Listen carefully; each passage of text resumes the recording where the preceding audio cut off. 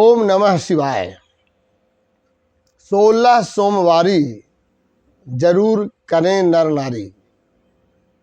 आइए जाने ऐसा क्या है 16 सोमवारी व्रत जो प्रत्येक नर नारी को करना अत्यंत फलदायक होगा। खासकर 16 सोमवारी व्रत श्रावण महीना में ही शुरू करनी चाहिए।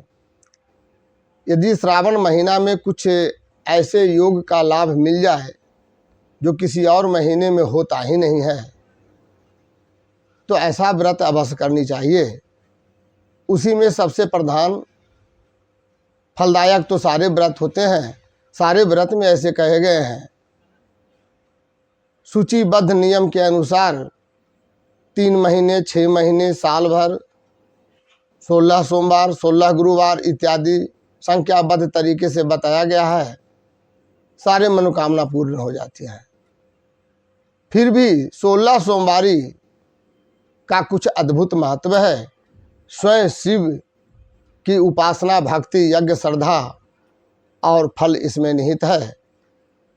16 सोमवारी व्रत करने का सबसे मुख्य विधान क्या है?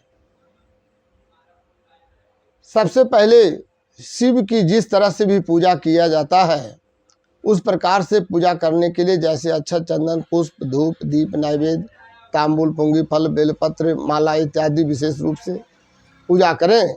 इसमें सबसे मुख्य बात पर जो ध्यान देनी है वो ये है कि चूर्ण अवश्य बनावें, और जितना भी चूर्ण बनावें अपने क्षमता के अनुसार उसका 3 भाग करें। 3 भाग करने के बाद ही भगवान का भोग लगाते हुए पूजा करें। और 16 सोमवारी व्रत बिना पुस्तक की पूजा किए हुए ना करें। कोई भी पुस्तक से कथा सुनी जाती है तो बगैर पुस्तक पूजा किए हुए कोई कथा श्रवण नहीं करनी चाहिए। ऐसा श्रवण करने वाली कथा जो होती है, जो बगैर पुस्तक पूजा के होती है, वो निष्फल हो जाता है। तो इस तरह से पूजा कर कर 3 भाग में चूर्ण लगाएं।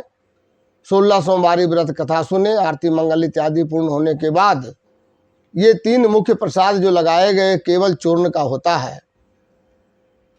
इसमें तुलसी पत्र अवश्य रहेगा। ये ध्यान रखा जाए कि तुलसी पत्र के बगैर शिव की पूजा अधूरी ही नहीं, पूजा के बराबर होती ही नहीं है। तुलसी पत्र का प्रयोग अवश्य करें। पूर्व वीडियो में मैं बता चुका हूं कि तुलसी पत्र केवल गणेश जी को नहीं लगता है।